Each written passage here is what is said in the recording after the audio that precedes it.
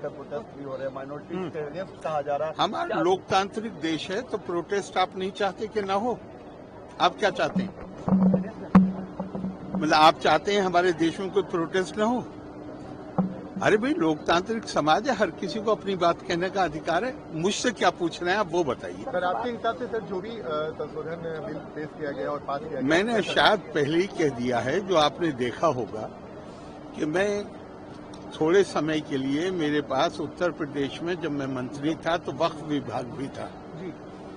सारे मतलब पूरे वक्त उन्हीं लोगों से मिलना होता था जिनके मुकदमे चल रहे थे आपस में, चूंकि प्रॉपर्टी का मामला है और पुराना फैसला है कि वक्फ काहे के लिए है। मैं आपसे पूछ रहा हूं वक्फ काहे के लिए? मैं अपनी प्रॉपर्टी को कहता हूं कि ये अब मेरी प्रॉपर्टी नहीं है, ये प्रभु की, अल्लाह की प्रॉपर्टी। तो अल्लाह की प्रॉपर्टी का इस्तेमाल किसके लिए किस कामों के लिए होना चाहिए? आपसे पूछ रहा हूं किस काम के लिए होना चाहिए? धर्मार्थ के लिए, जन कल्याण के लिए, गरीब आदमी को फायदा पहुंचाने के लिए। पटना में कितने वक्फ हैं? कौन सा वक्फ कौन सा हॉस्पिटल चला रहा है उसका नाम बताइए।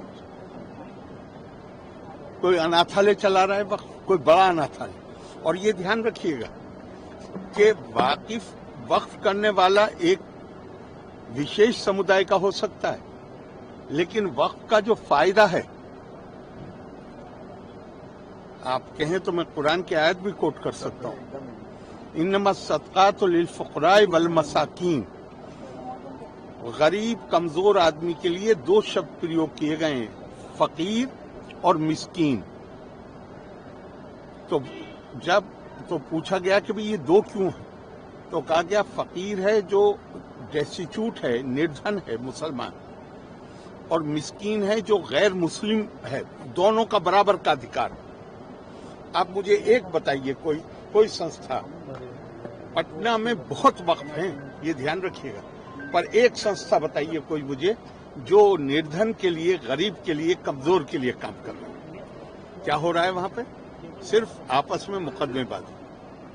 वक्फ अलल औलाद को तो कानूनी तौर पे गैर इस्लामी जो मैं प्रॉपर्टी कह रहा हूं, मैं कहता रहा हूं कि ये अल्लाह की है, लेकिन फायदा मेरी औलाद उठाएगी, तो इसको तो गैर इस्लामी, सारे मुसलमान मुल्कों में गैर इस्लामी है।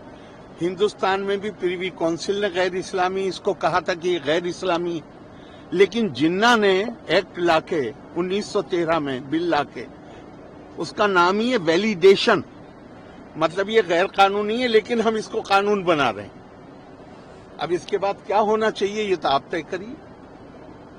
बहुत ज्यादा सुधार की जरूरत है और मैं मानता हूं कि ये जो बिल पास हुआ है, जो अब कानून बन गया या बन जाएगा, ये उस दिशा में बड़ा ठोस कदम। फायदेमंद होगा सर, जो लगातार विरोध कर रहे हैं, चैलेंज करने की भी बात हो रही है, सुप्रीम कोर्ट में जाएंगे। मैं दूसरों की बात नहीं कर सकता, मैं अपनी बात कर सकता हूँ। ठीक है, थैंक यू सर।